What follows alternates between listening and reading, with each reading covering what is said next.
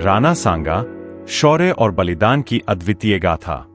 भारत के इतिहास में यदि वीरता, शौर्य और बलिदान का नाम लिया जाए तो महाराणा संग्राम सिंह, जिन्हें राणा सांगा के नाम से जाना जाता है, का नाम स्वर्ण अक्षरों में अंकित है।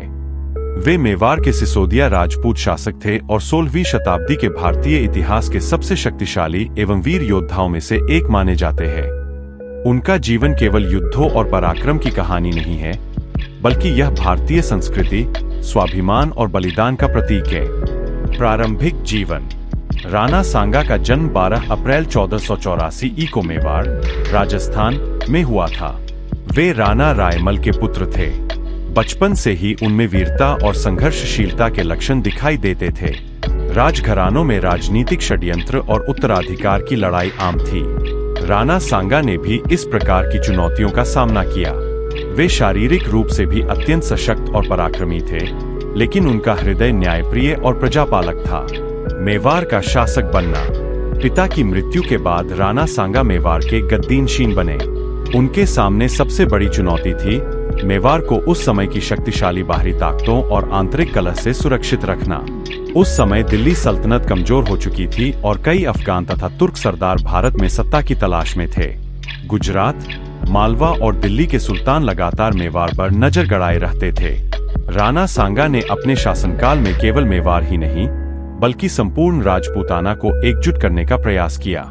वे राजपूत सामूहिकता के सबसे बड़े समर्थक थे और उन्होंने राजपूत सरदारों को अपने साथ मिलाकर एक विशाल शक्ति का निर्माण किया। राणा सांगा की वीरता। राणा सांगा केवल एक शासक ही नहीं, बल्कि एक ऐसे योद्धा थे जिन्होंने अपने शरीर पर असंख्य घाव झेले। कहा जाता है कि उनके शरीर पर 80 से अधिक घावों के निशान थे। एक आंख खो चुकी थी, एक हाथ कट गया था और एक पैर भी बुरी तरह घायल था। फिर भी उन्होंने युद्ध भूमि में कभी हार नहीं मानी। उनकी यह स्थिति उनके शौर्य और युद्ध प्रिय स्वभाव को दर्शाती है। वे मानते थे कि जीवन का उद्देश्य मातृभूमि की रक्षा करना। महत्वपूर्ण युद्ध। एक, गुजरात और मालवा के सुल्तानों से संघर्ष। राणा सांगा ने गुजरात और मालवा के सुल्तानों के खिलाफ कई युद्ध लड़े और विजयी रहे। इन्होंने मालवा के सुल्तान महमूद खिलजी द्वितीय को पराजित किया और मेवाड़ की शक्ति को चारों ओर स्थापित किया। 2, खानवा का युद्ध 1527। यह युद्ध राणा सांगा के जीवन का सबसे प्रसिद्ध और निर्णायक युद्ध था। जब बाबर ने 1526 में पानीपत के प्रथम युद्ध में इब्राहिम लोदी को पराजित कर दिल्ली पर कब्जा कर लिया, तब भारत में मुगल शक्ति स्थापित होने लगी। राणा सांगा ने इसे हिंदुस्तान और भारतीय संस्कृति के लिए खतरे के रूप में देखा। उन्होंने बाबर को भारत से बाहर निकालने का संकल्प लिया। इसके लिए उन्होंने लगभग सभी राजपूत सरदारों और अफगान शासकों को अपने साथ जोड़ा। 1527 में खानवा, राजस्थान के मैदान में राणा सांगा और बाबर की सेनाओं के बीच भीषण युद्ध हुआ। राणा सांगा की सेना वीरता से लड़ी, लेकिन बाबर ने तोपों और आधुनिक हथियारों का प्रयोग किया, जिससे राजपूत सेना को भारी क्षति हुई। अंततः राणा सांगा घायल हो गए और युद्ध बाबर के पक्ष में समाप्त हुआ। हालांकि यह युद्ध हार के रूप में दर्ज हुआ, लेकिन राणा सांगा की वीरता और बलिदान ने उन्हें अमर बना दिया। राणा सांगा की महानता।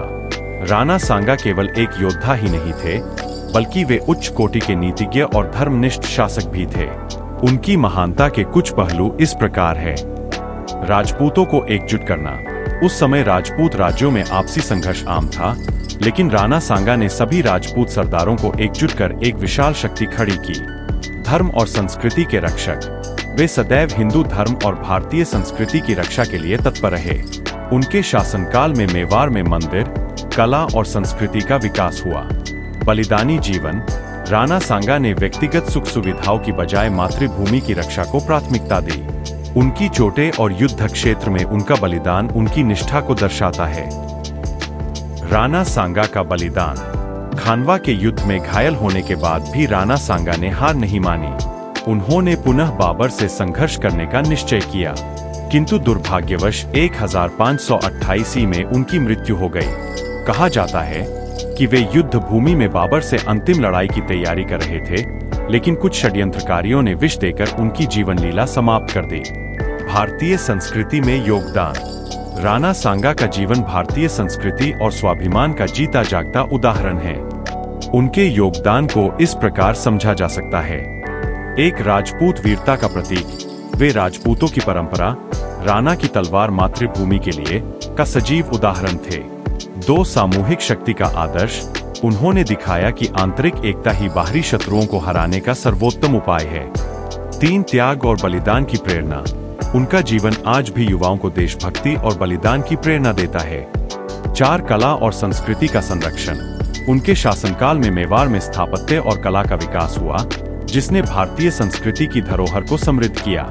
निष्कर्ष: राणा सांगा केवल मेवाड़ के शासक नहीं थे, बल्कि वे पूरे भारत के लिए गौरव का विषय थे।